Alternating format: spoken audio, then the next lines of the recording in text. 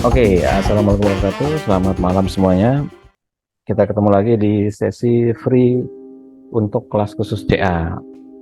Yang mudah-mudahan bagi yang hadir pada malam ini dapat manfaat. Bagi yang tidak hadir nanti bisa menyimak dari rekaman.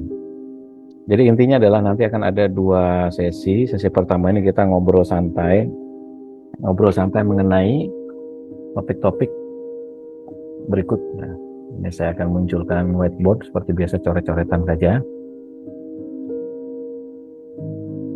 Ya sebenarnya ada PowerPoint-nya, tapi lebih enak coret-coretan. Oke, jadi ngobrolnya mengenai probabilitas ya. Probabilitas keberhasilan.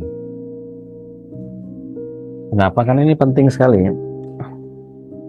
Setiap seseorang mengalami sebuah masalah berat atau katakanlah penyakit, ya, dalam hal ini adalah penyakit, maka dia pasti akan melakukan berbagai macam cara untuk meningkatkan probabilitas penyembuhan, terutama dari sisi kecepatan. Makanya banyak orang yang pengen, aduh gimana caranya cepat sembuh gitu kan, karena ada banyak faktor yang membuat kalau dia berlama-lama mungkin pekerjaannya terganggu, mungkin aktivitas harian terganggu dan sebagainya. Jadi dia mencari segala macam cara untuk melakukan percepatan penyembuhan. Ini pasti dan lumrah. Maka kemudian di era sosial media sekarang ini, seseorang biasanya membuka-buka YouTube, melihat-lihat dari grup-grup untuk mencari banyak sekali testimoni. Ya kan? Jadi yang pertama biasanya dia akan masuk pada konsep testimoni. Yang dicari ada atau enggak. Lalu katakanlah ada, misalnya katakanlah ada. Lalu ketika ada, didengar, dibaca, atau dilihat, ternyata let's say pada role model yang dijadikan contoh ini memerlukan waktu sekian belas hari untuk pulih. Wah cepat sekali, gitu kan? Sekian belas hari untuk pulih. Lalu role model ini dijadikan sampling bahwa, wah ini saya kalau belajar teknik yang dilakukan oleh orang ini, maka saya juga pasti akan bisa pulih, sembuh dalam waktu 14 hari. Maka hasil dari testimoni ini akan melahirkan, kita nyebutnya dalam istilah saya adalah firing effect. Firing effect atau efek pemicu.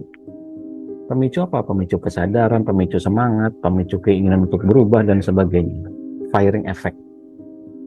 Didengar, dilihat, gitu kan? Kemudian ditonton, misalnya begitu, dianalisa, ternyata oke nih 14 hari. Let's say katakanlah begitu ya, contoh saja. Lalu kemudian serta-merta menganggap bahwa jika saya melakukan apa yang dia lakukan, maka saya juga akan mengalami kesembuhan yang sama. Ya kan? Maka ditirulah role model ini pada aspek yang menurut kita gampang untuk dilakukan. Dalam tanda kutip gampang. Jadi setelah firing efeknya kebentuk, maka orang akan cari cara atau cari semua upaya untuk menuju ke situ, untuk mendapatkan pengetahuan mengenai tekniknya bagaimana, caranya bagaimana, metodenya bagaimana. Nggak ada yang salah sampai sini, it's okay, ya kan? Karena ini firing effect itu memicu kenaikan semangat, memicu kenaikan pemikiran, gitu kan, memicu kenaikan perasaan bahwa saya juga pengen bisa seperti dia. Kemudian ada juga aspek yang kedua, yakni sesuatu yang dianalisa dari nalarnya. Kita ngobrol santai aja dari nalarnya. Yakni dengan beragamnya pengetahuan di dunia ini yang mudah sekali didapatkan di berbagai macam platform sosial media gitu kan.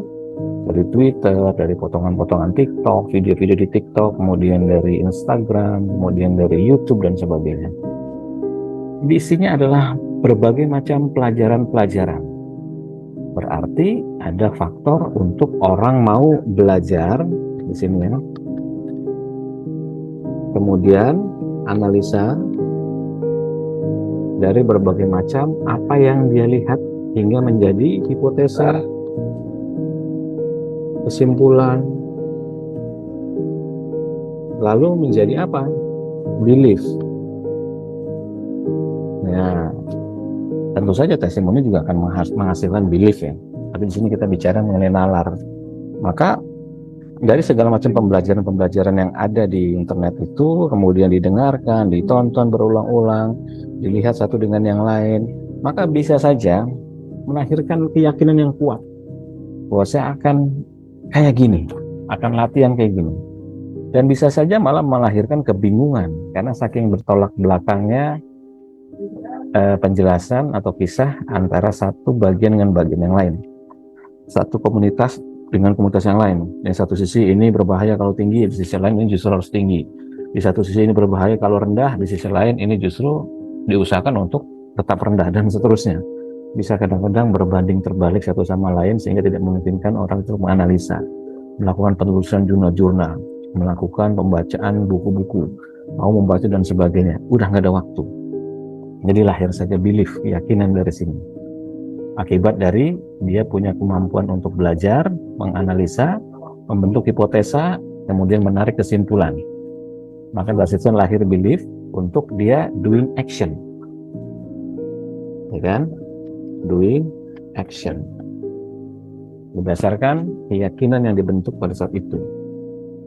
Tentu saja ketika kesimpulan sudah dicapai, belief sudah dapatkan, doing action, maka dia juga akan melahirkan firing effect.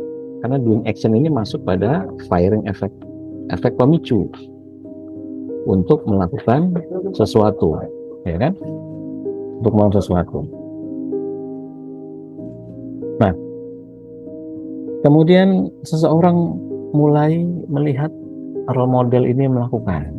Nah, dia belajar di mana? Dicari tahu. Gurunya siapa? Dicari tahu. Kemudian tekniknya bagaimana? Latihan. Nah, mulailah tahap ketiga ini adalah proses di mana dia doing. Nah, ini melakukan ya. Dia mulai melakukan.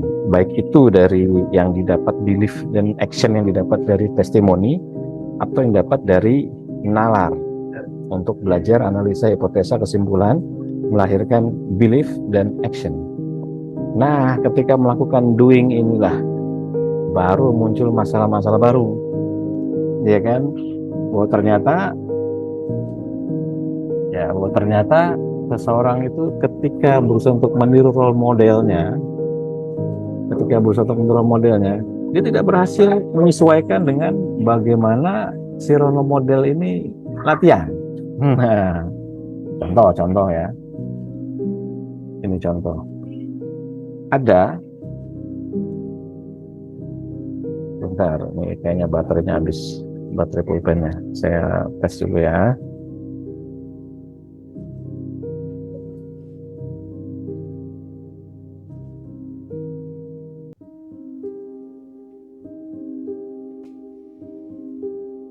Oke, udah jalan. Oke, saya ambil contoh. Untuk latihan sekian belas hari, pada contoh kasus 14 hari, per harinya adalah 4 jam non-stop. Ini environment, kita bicara environment. Maka pertanyaan, kita bisa nggak untuk melakukan ini? Kita bisa nggak melakukan latihan 4 jam non-stop? Berarti kalau seseorang latihan start dari jam 6, start jam 6 pagi, maka akan selesai jam 10 pagi. Iya kan? Antara jam ini, maka semua aktivitas harus dihentikan. Semua aktivitas dihentikan. Oke, jelas sampai sini ya. Berarti seseorang harus mau meluangkan waktu untuk stay pada jam ini, dan dia akan membatasi atau dia akan menolak semua aktivitas lain selain dari latihan. Bisa nggak? Kalau bisa, maka dia punya probability untuk bisa menjadi seperti yang dihasilkan oleh role modelnya. Seperti itu. Kalau tidak, maka nggak bisa. Jadi maka di sini faktor waktu berperan. Jadi di sini faktor waktu berperan.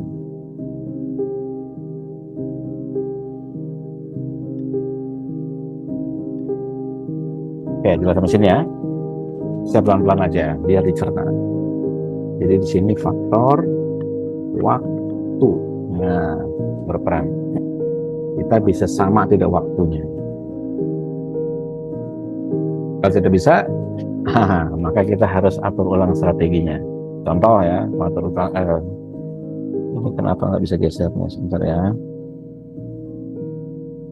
Kita geser dulu. Oke, contoh.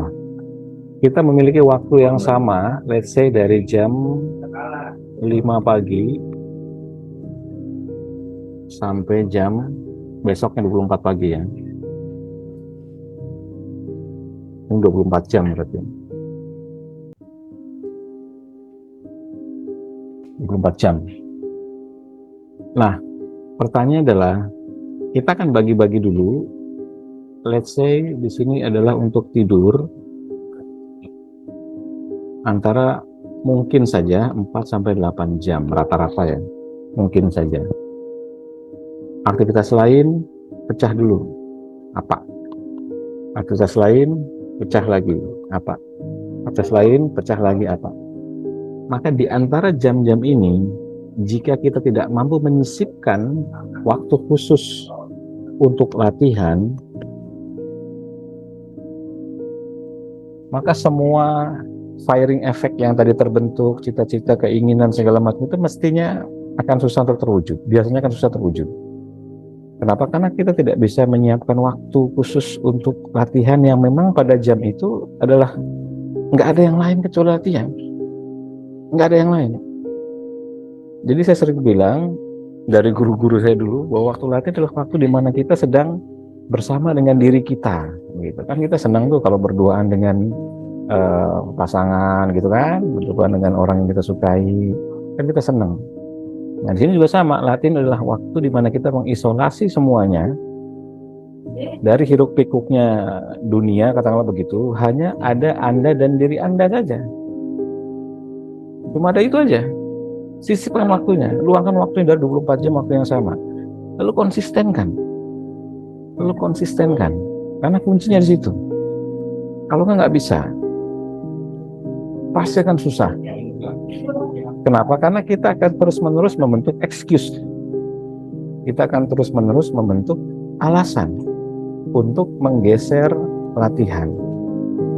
Ya kan?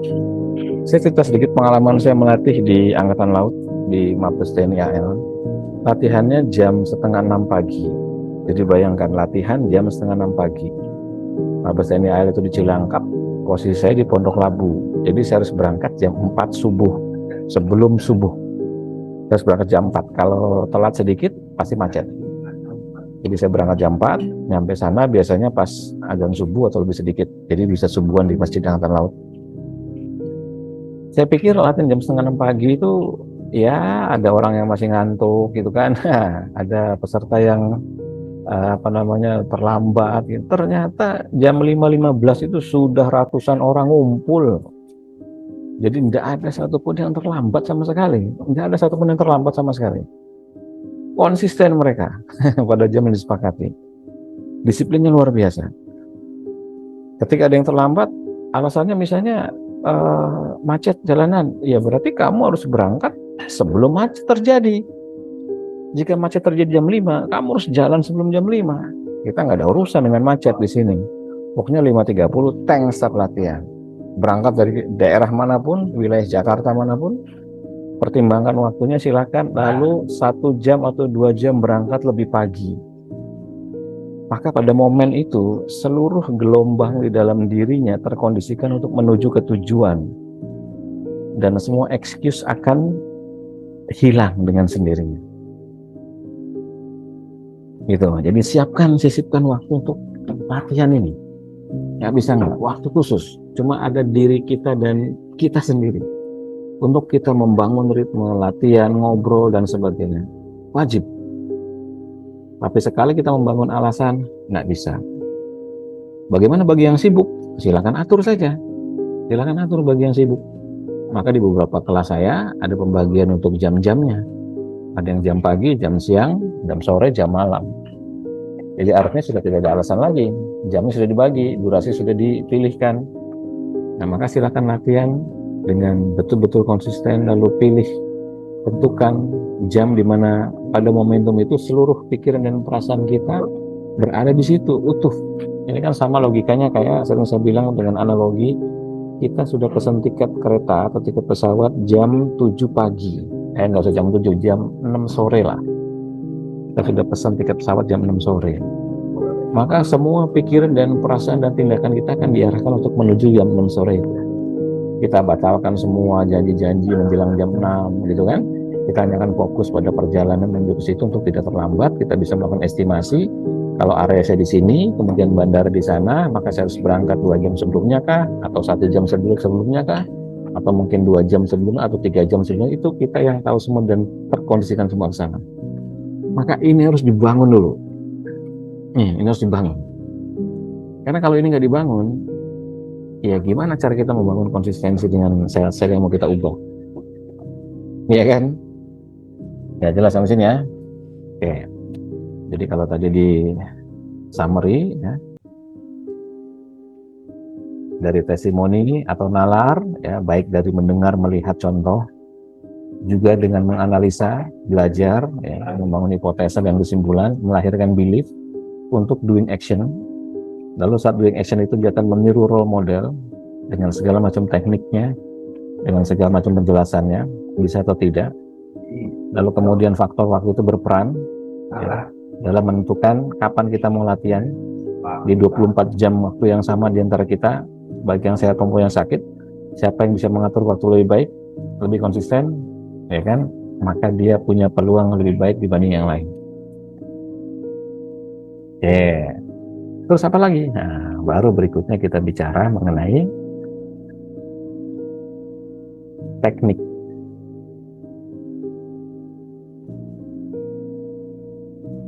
Teknik atau metode. Nah, teknik atau metode latihan. Karena ada banyak sekali teknik atau metode latihan di dunia ini.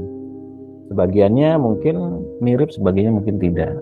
Maka saya pernah informasikan pada banyak kelas bahwa setiap teknik punya maksud dan tujuan kenapa dibuat seperti itu.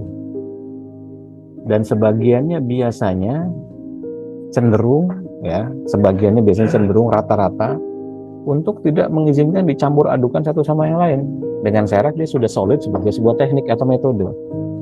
Tapi kalau enggak, biasanya seorang bebas-bebas saja, pengen nyampur-nyampur dan sebagainya. Enggak, akhirnya sembuh enggak, malah pusing iya, campur ini, campur itu.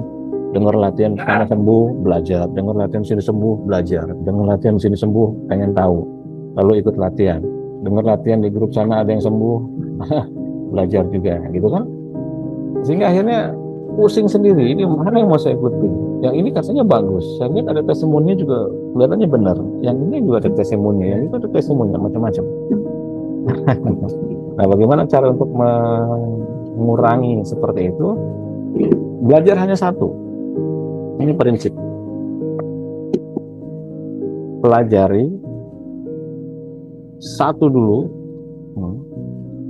lalu kuasai konsistensi. Pelajari satu dulu, lalu kuasai. Nah, lihat mana yang paling lengkap dan lihat mana yang mungkin paling sederhana, bisa saja begitu. Lalu kemudian pelajari sampai detail.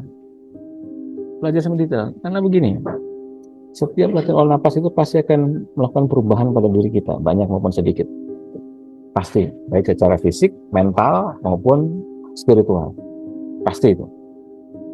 Dan karena kita bukan pencipta olah napas itu, ya kan? Maka tentu kita harus belajar sama metode-metode yang diajarkan pada teknik-tekniknya. Maka kalau seorang mau belajar sebuah metode atau teknik, ya lakukan analisa dulu. Di era sekarang wajib seperti itu. Kecuali memang kita tahu persis bahwa orang ini adalah orang yang sudah sekian puluh tahun ya kan berkutat di bidang yang sama, atau guru olah napas 50 tahun misalnya gitu. Itu lain cerita. Dia seumur hidupnya tuh ngajar pernapasan aja atau latihan napas aja, itu lain cerita. Maka boleh, kita nggak usah mikir macam-macam, saya mau berguru sama dia. Kenapa? 50 tahun dia udah latihan, masih hidup, umur panjang. Wah, kira-kira begitu. Maka latihan. Nah, jadi pelajari satu dulu lalu kuasai. Gado-gado itu hanya boleh dilakukan ketika kita ngerti setiap bahan-bahannya. Jadi saya ulangi, gado-gado itu kita lakukan ketika kita sudah ngerti betul setiap bahan-bahan. Kalau enggak, mesti rasanya aneh. Ya kan? Bayangkan aja, ada banyak menu di meja makan, lalu kita nggak punya pengetahuan tentang bumbu, kita nggak punya pengetahuan tentang bahan, campur adukan semua. Ya wes lah pokoknya gado-gado, masukin ini, masukin itu. Apa yang putih-putih nih? Ya usah masukin aja lah, dicicip-cicipin asin. Oh asin-asin, oh bolehlah 1 sendok. Wah yang ini apa nih? Warna agak-agak kuning. Dicicip-cicipin, ah kok pahit-pahit, tapi rasanya kayak begini. Mungkin kunir atau kunyit atau apa gitu kan. Campurin aja. Wah ada bahan-bahan yang macam campur tanpa dia mengerti bahan-bahan ini punya manfaat apa, menghasilkan perubahan apa, efeknya bagaimana, campur jadi satu. Kira-kira kayak apa tuh masakannya? Kacau kan? Kacau, pasti kacau. Nah maka siapapun yang melakukan gado-gado dengan yang lain, ya, dengan metode atau teknik lain, dengan bahan-bahan lain, mesti pastikan benar dia ngerti apa yang dia mau campurkan itu. Dia ngerti betul apa yang dia mau campurkan. Makanya lihat di OMG di kelas-kelas itu saya nggak pernah campurkan dengan teknik manapun, nggak ada. Nggak pernah misalnya saya ambil dari ilmu perguruan mana gitu atau ilmu dari olah nafas mana, nggak ada. Ya, kan? Karena saya tahu persis pencampuran itu hanya bisa dilakukan ketika kita mengerti betul semua bahan-bahannya. Artinya kita sudah expert di dalam situ. Jadi ketika kita sudah ahli pada satu ilmu, lalu kita melirik atau melihat ilmu lain, maka mungkin saja kita bisa mengerti ilmu baru itu. Tapi kalau kita cuma sekedar nyoba latihan ikut-ikutan, lalu kita ingin campur-campurkan semuanya dengan harapan jadi cepat sembuh gitu kan, malah biasanya nggak sembuh-sembuh, malah ngaco. Iya, malah ngaco. Seperti itu. Ini sama kayak contoh ambil ya, Wim Hof saja, katakanlah begitu. Ya wis Wim Hof aja latihannya, itu aja terus. Testimoni ini pun ribuan, banyak. Iya kan, bukan cuma satu testimoninya, mungkin ratusan atau ribuan kalau misalnya dikumpulkan di YouTube, banyak sekali. Ya cuman itu aja, nggak ada olah nafas yang lain, ya kan? Dia cuma latihan satu teknik, lalu kemudian dia latihan main fokus, kemudian dia latihan rendam es badan-badan, udah nggak ada yang lain, itu aja. Dia nggak belajar napas-napas Senki, dia nggak belajar napas-napas MP, dia nggak belajar napas SN, dia nggak belajar napas apalah macam-macam, nggak ada. Ya cuman itu aja. Demikian juga dengan kalau kita lirik grupnya Senki itu, ya kan? Cuman itu aja, nggak ada yang lain. Dia nggak berusaha mencampurkan, dan instruktur atau gurunya pun sudah jelas kalimatnya. Jangan campurkan dengan yang lain. Belajar ini saja sampai menguasai, sampai dikuasai. Betul-betul begitu. Rutin, konsisten. Nah, cuman pada dasarnya sifat kita itu kan, manusia itu kan otaknya adalah kreatif. Ya kan? Maka ketika dia nonton atau lihat testimoni di tempat lain yang sedikit menggoda, dalam tanda kutip rumput tetangga lebih hijau, maka biasanya ngelirik tuh. Ah, saya pengen latihan sebelah, nyobain. Akhirnya A dilatih, B dilatih. Besoknya dia dapat testimoni orang lagi. Wah, ini menarik juga teknik yang C nih. Coba deh saya mau latihan. Ah, jadi A dilatih, B dilatih, C dilatih. Waktunya habis nggak keruan. Lalu nanya, saya harus latihan yang mana? Ya bingung sendiri akhirnya. Ya kan bingung sendiri kan? Susah. Nah, maka kata-kata bijak dari guru-guru kami pada saat itu adalah pelajari satu dulu lalu kuasai. Satu dulu kuasai. Kalau nggak pasti bingung sendiri. Yakin bingung sendiri. Iya kan? Wong jangan kan pakai teknik-teknik napas ya. Ada di luar sana yang nggak pakai pernapasan apapun, yang cuma ngomong dalam hati gitu kan. Saya terima kasih, kemudian saya memaafkan, saya mencintai dan seterusnya gitu lah. Sembuh, cuman gara-gara ngomong doang. Narasi nanti kita bahas. Kemudian ada lagi di luar sana yang juga cuma ngomong yang sedikit agak keras. Saya instruksikan, saya perintahkan, saya begini gitu. Saya perintahkan sel-sel tubuh saya untuk membaik. Saya gini, ya sembuh juga. Cuman gara-gara pakai ngomong begitu doang, ya kan? Cuman ngomong aja, nggak ada pernapasannya, nggak ada apa. Sembuh juga. Ada di bagian yang lain, di grup lain, cuman olah napas saja, sembuh juga. Ada yang cuma olah pikir saja, sembuh juga. Ada yang hanya pakai feeling saja, pakai rasa saja. Jadi setiap hari dia membangun rasa-rasa positif, dia membangun rasa-rasa yang baik pada dirinya dan pada semesta, sembuh juga. Ada yang digabung, ya sembuh juga ada. Ada yang cuma menjalani pola makan, sembuh juga ada. Ya kan? Banyak sekali. Ada yang dengan puasa, sembuh juga ada. Ya kan? Nah, jadi artinya ada banyak jalan menuju ke situ untuk menjadi sembuh. Ya pada dasarnya kalau kita perhatikan, itu tadi, pelajari satu, lalu kuasai. Dan ketika dia kuasai, maka dia akan mudah untuk memahami yang lain. Kenapa? Karena bumbu-bumbunya dia dapat. Tapi jadi masalah, ketika ini dipelajari satu dulu sampai kuasai, maka dia balik ke konsep waktu ini tadi. Apakah dia kejar-kejaran dengan waktu atau tidak? Orang-orang CA jelas biasanya dia kejar-kejaran dengan waktu, ya kan? Karena dia kejar-kejaran dengan waktu, maka ya pilihannya adalah dia harus secepat-cepatnya mendapatkan teknik atau metode yang kalau perlu dalam hitungan hari udah membersihkan CA-nya. Nah, gitu kan? Ya apa saja. Dengan hitungan hari sudah membersihkan CA-nya. Maka balik lagi konsep tadi, apakah role model yang kita mau tiru itu, kita bisa tiru juga semua aktivitas hariannya, semua durasi jam latihannya, semua apa yang dia lakukan untuk menuju ke perubahan itu atau tidak.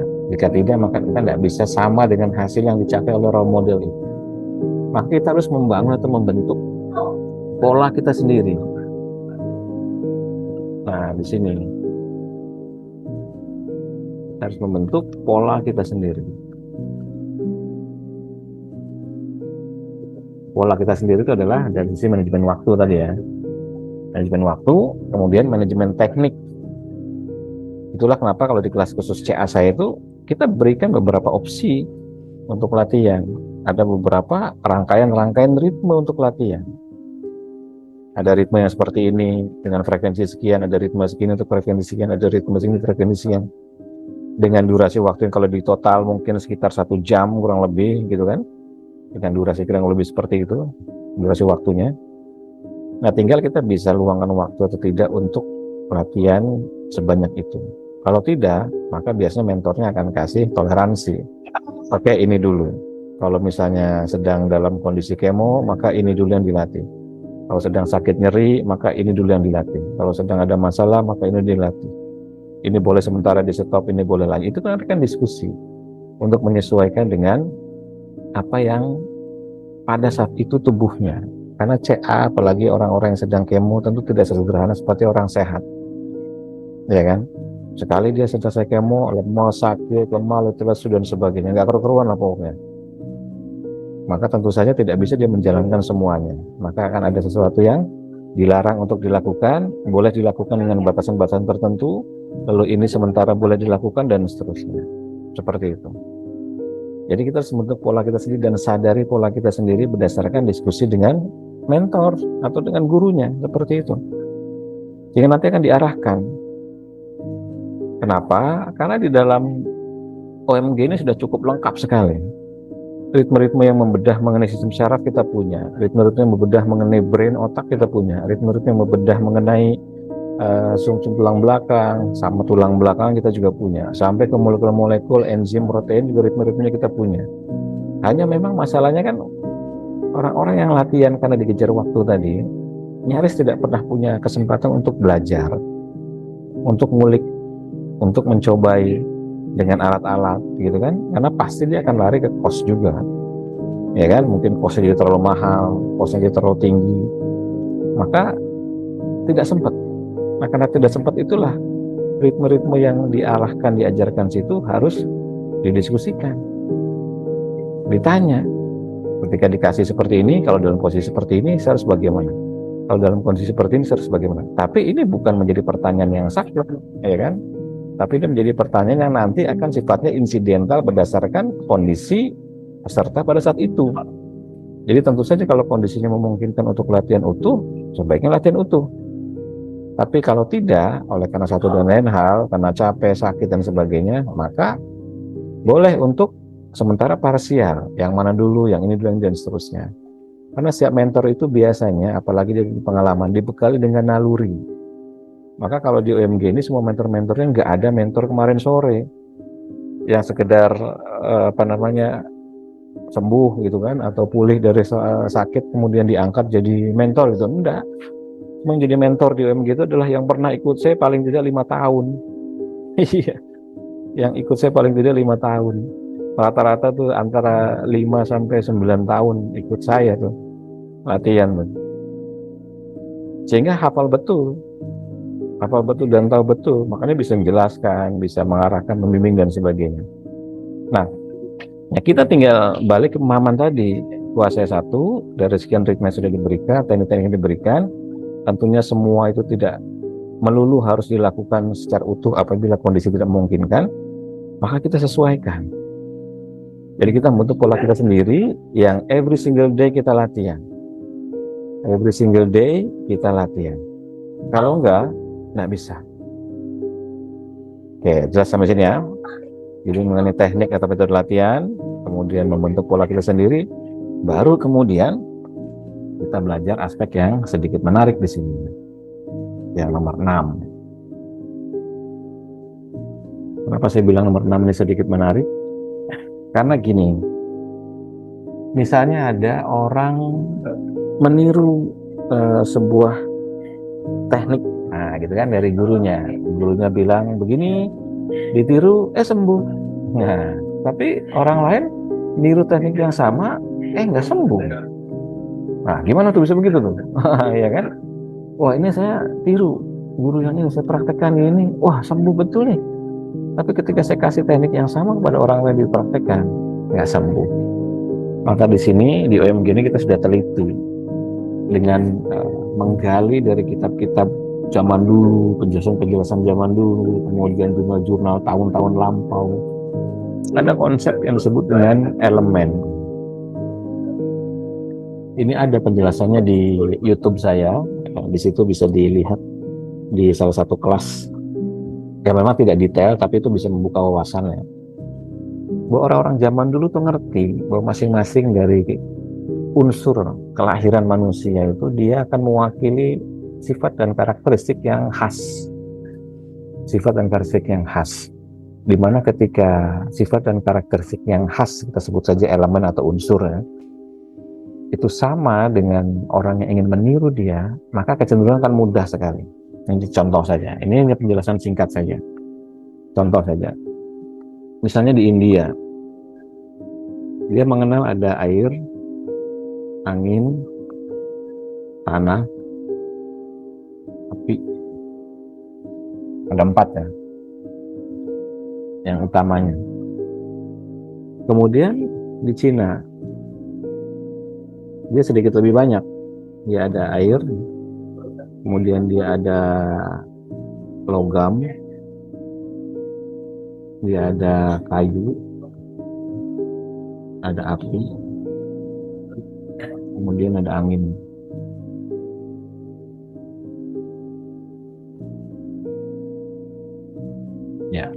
Ya, kemudian ada beberapa unsur-unsur lain di tradisi agama yang lain. Ini sebenarnya tidak mewakili secara literal api itu adalah api, tapi ini mewakili sifat dan karakteristik. Sifat dan karakteristik. Jadi misalnya, contoh ya. Misalnya jika seseorang itu karakteristiknya visual, ketemu dengan visual, maka mudah untuk dimengerti. Jadi, misalnya karakter visual itu begini. Oke, tekniknya penjelasannya begini. Seseorang kena CA, ya oke. Anda lihat CA-nya, ya bisa dibayangkan, bisa. Oke, bayangkan CA-nya mengecil, hilang. Bayangkan CA-nya mengecil, hilang dalam visual Anda. Dalam pikiran Anda bayangkan, mengecil, hilang. Bisa tidak? Nah, kalau bisa, berarti Anda tipe visual. Atau gampangnya begini. Ada teknik-teknik yang narasinya begini. Oke, pejam mata, kemudian bayangkan Anda sedang di pinggir pantai. Lalu Anda sedang melihat deburan ombak. Lalu di sebelahnya situ ada kapal nelayan. Anda berjalan menyusuri pantai, Anda melihat ada pohon kelapa, Anda melihat daunnya berwarna hijau dan seterusnya. Bisa nggak dibayangkan? Kalau bisa, visual Anda cukup bagus. Berarti ketika narasi itu dibangun oleh gurunya, lalu Anda tiru, kemudian bisa dipraktekkan, maka probability-nya akan sama dengan tekniknya. Jadi tingkat kesembuhannya pasti lebih baik. Kebetulan sama. Tapi bagi yang nggak bisa, ya nggak ada gunanya melakukan seperti itu. Pasti akan mikir, ini gimana bentuknya? Jadi pertanyaan. Begitu divisualkan, waduh, mas aku nggak bisa bayangin nih. Ini gimana bayangin pantai? Apa ada batu-batunya? Apa warnanya putih? Apa warnanya coklat? Airnya ada birunya? Apa ada coklatnya? Oh, jadi banyak sekali. Jadi mikir dia. Nah, jadi dia nggak bisa masuk ke dalam aspek seperti ini. Maka ketika gurunya pakai narasi yang kayak gitu, dia nggak jadi. Nah, ada jadi orang-orang yang jenisnya adalah rasa. Jadi ketika rasa ketemu dengan jenis rasa, maka dia jadi. Jadi begitu mata pejam, rasakan bagian yang Anda sentuh ini membaik, rasakan, kenali. Misalnya begitu, ini gampangnya, ini ilustrasi saja. Rasakan ini membaik, makin enak, tambah enak. Terus rasakan, lalu Anda bisa mengenali itu, lalu betul-betul bisa mengenali rasanya, maka ya kita aliran itu. Ya, kita adalah bagian dari orang-orang yang cara ngobrolnya dengan rasa.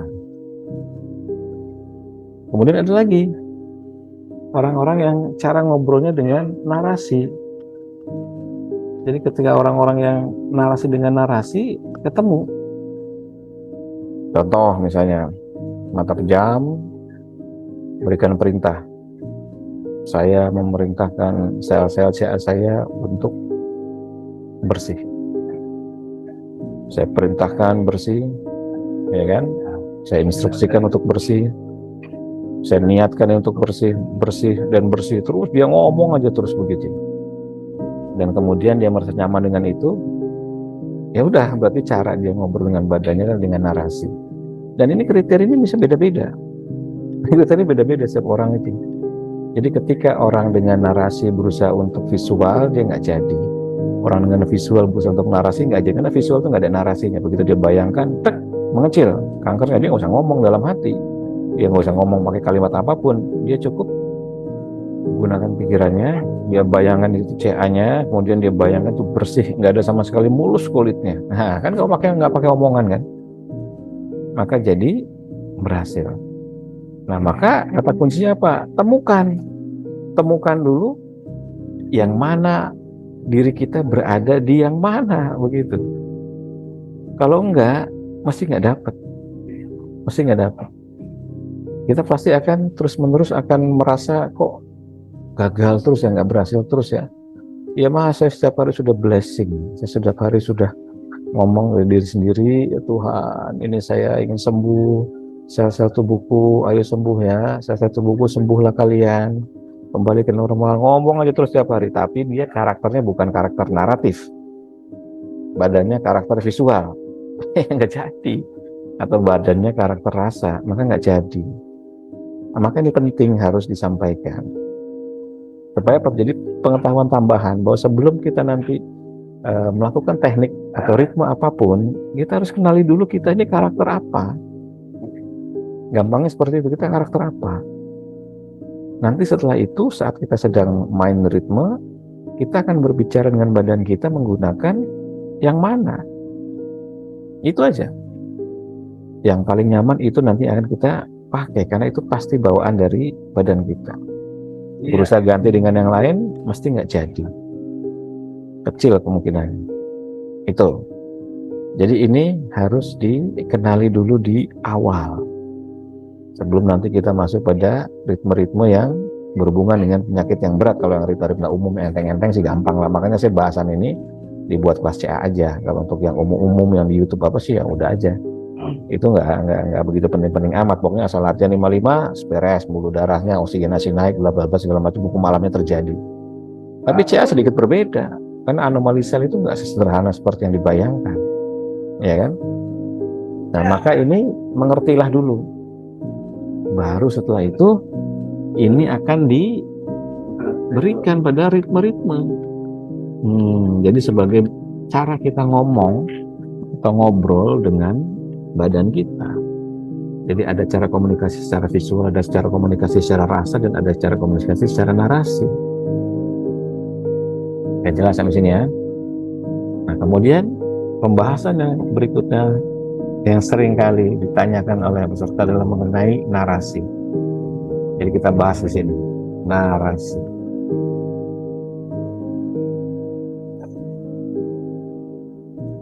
Ya, gampangnya self talk atau ngomong dengan diri sendiri. Semua dari kita pasti bisa. Ya kan, karena kita dikaruniai kalimat-kalimat. Jadi dengan kalimat-kalimat inilah kita berkomunikasi.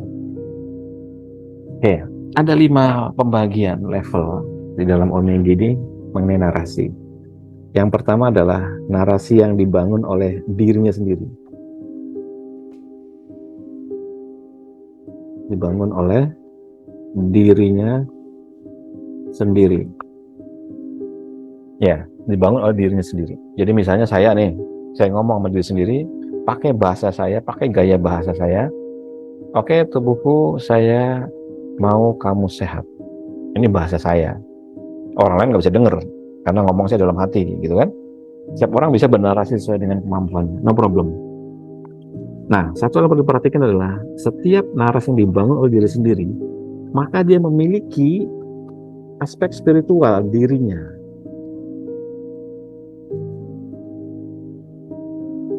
Aspek spiritual dirinya. Maksudnya bagaimana? Aspek spiritual ini jelas hubungan ketuhanan. Ini nggak ada kalau di barat ya. Jadi saya lagi cerita nih konsep timur. Kalau di barat tuh semuanya individualistis. Jadi konsep narasi di barat tuh semuanya individualistis.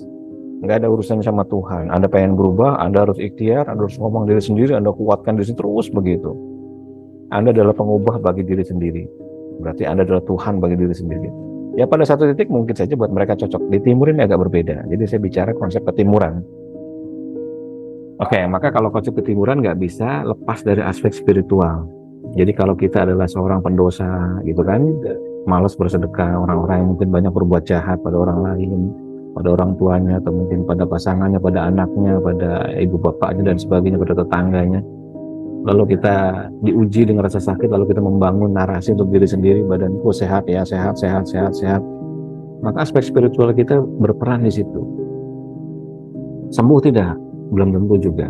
Jika rendah aspek spiritualnya, maka biasanya narasi yang dibangun adalah narasi yang tanpa makna, tanpa khasiat.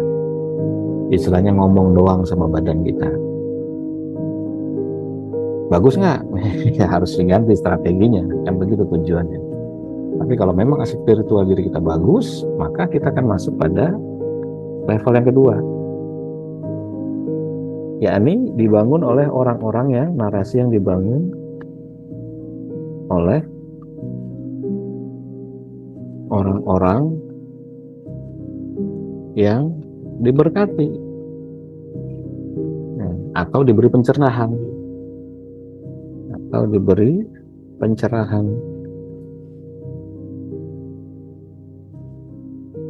Jadi ada orang seperti ini, ada. Jadi orang yang dia berhasil membangun sebuah narasi atau kata-kata atau kalimat yang kemudian di dirinya berhasil, sukses, bisa mengurangi sakit, bisa menyembuhkan dan sebagainya. Lalu dia berikan pada orang lain juga sukses. Orang lain juga banyak terbantukan, banyak sembuh. Maka orang-orang yang membangun narasi pertama kali itu, dia ada di level 2 ini. Yakni dia adalah orang yang diberkati. Jadi kita bisa meniru narasi yang dibangun oleh orang-orang jenis ini. Kita bisa tiru. Ada banyak jenisnya, ya kan? Seperti Ho'oponopono gitu kan. Kemudian yang lagi rame yakni DICCC, DICCC. Nah, itu juga rame. Waduh, banyak sekali. Ada banyak sekali. Ini orang-orang yang diberkati, yang dengan narasi yang berhasil dia bangun itu kemudian mencerahkan orang. Joe Dispenza mungkin, ya kan? Greg Braden juga bisa. Terus Bruce Lipton juga bisa. Terus ada banyak sekali lah, ada banyak sekali. Kita bisa bedah baik yang orang-orang timur maupun orang-orang barat. Jika dia memang diberkati, lalu kata-kata itu memiliki banyak manfaat dan kita cocok dengan itu, boleh ditiru. Ketiga, narasi yang dibangun oleh orang-orang yang dianggap suci. Narasi yang dibangun oleh orang-orang yang dianggap suci. Ya mungkin pemuka agama, ya kan? Kiai, biksu, para pendeta dan sebagainya. Yang menurut kita beliau adalah orang-orang suci. maka narasi yang dia bangun itu memiliki kualitas spiritual lebih baik dibandingkan orang biasa. Maka kita bisa meniru atau meminta narasi-narasi dari orang-orang jenis ini. Ya, kita dalam bahasa Jawa disebut ngalap berkah. Nah, ngalap berkah bahasa Jawanya.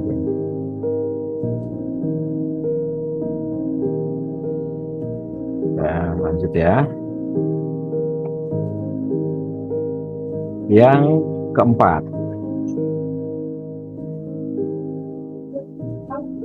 narasi yang dibangun oleh para nabi. Nah, narasi yang dibangun oleh para nabi. Ini juga tangguh sekali, ya kan? Karena akan ada selalu warisan-warisan yang ditinggalkan oleh para nabi. Itu bisa kita pakai. Karena pasti kualitasnya jauh lebih baik dari nomor 1, nomor 2, nomor 3. Ya kan? Pasti lebih baik. Yang kelima, terakhir, narasi yang dibangun oleh kitab suci. Ini adalah yang paling tinggi karena langsung datang dari Tuhan. Sekali lagi ini menurut keyakinan Timur. Di Barat nggak peduli dia seperti ini. Iya kan, ini di Timur. Jadi kita bisa ambil narasi-narasi yang dibangun oleh kitab suci. Pasti ada di dalam kitab suci itu narasi-narasi yang berhubungan dengan kesehatan, kesembuhan, ya kan, dengan rezeki, dengan keselamatan, dengan perlindungan dan sebagainya. Pasti ada. Maka silahkan bisa ambil. Kenapa? Karena kita menyadari aspek spiritual kita ini lemah sekali. Maka karena lemah, dari yang mulai sini, nah ini kita sebut sebagai konsep menumpang. Ya, menumpang. Kita numpang aja. Numpang sama narasinya orang-orang suci, numpang sama narasi orang-orang diberkati, numpang sama narasinya para nabi, numpang sama narasinya kitab suci, numpang aja. Jadi kita nyebutnya dalam bahasa OMG, dalam bahasa saya itu. Ya, ini kita geser lagi ya. Saya garis dulu. Oke, kita nyebutnya adalah narasi tumpangan.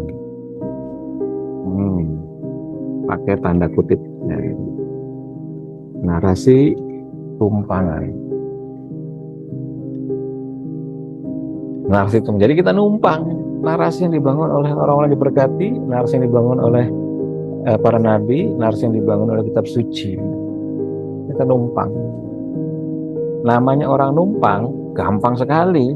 Bayangkan kita punya mobil, ya kan? Ada orang lain punya mobil maksudnya ya.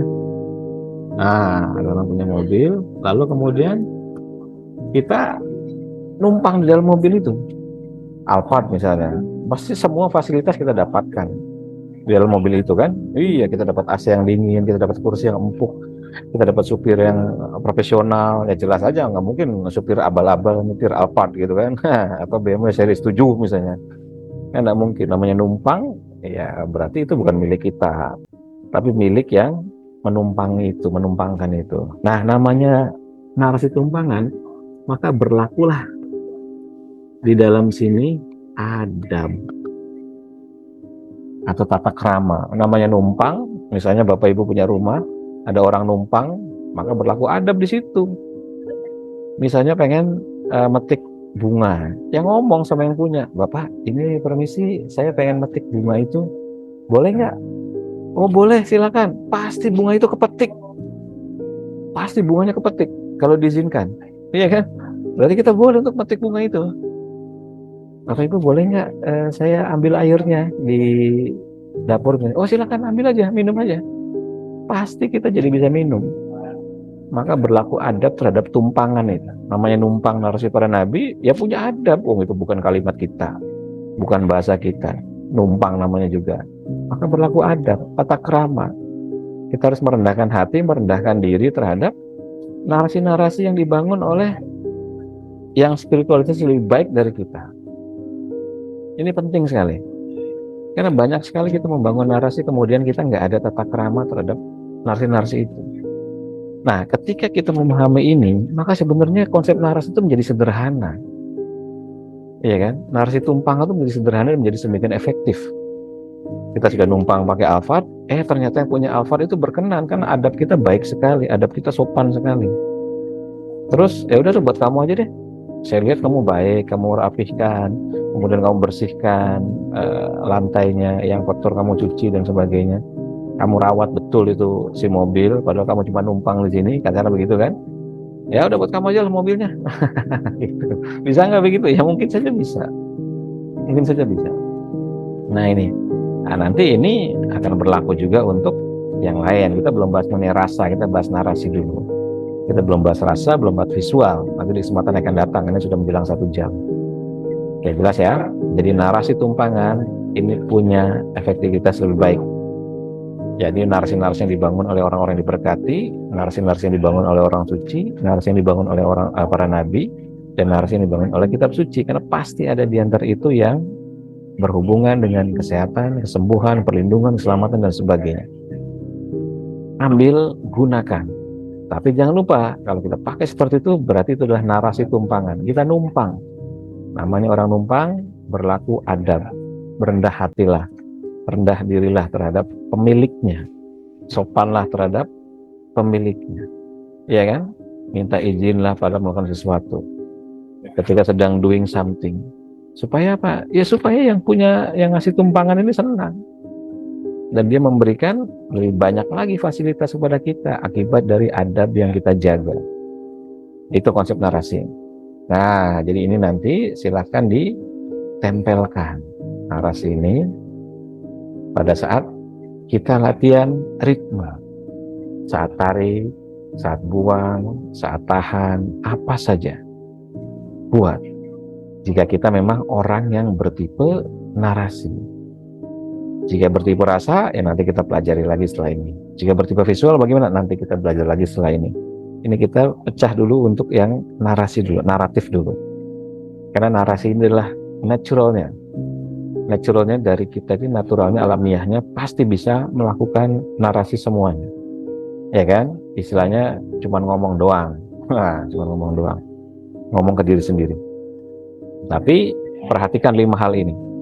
Jika kita paham konsep 5 hal ini, silahkan pakai yang mana yang dirasa paling mudah, paling baik untuk diri kita sendiri. Nah, nanti berikutnya, pertemuan berikutnya kita akan belajar lagi untuk hal-hal yang lain. Jadi malam ini materinya seperti itu. Kenapa kok nggak berhubungan sama ritme latihan atau apa? Itu kan udah latihan sehari-hari. Ya kan? Kalau yang di kelasnya kelas reguler ya udah latihan seminggu 3 kali.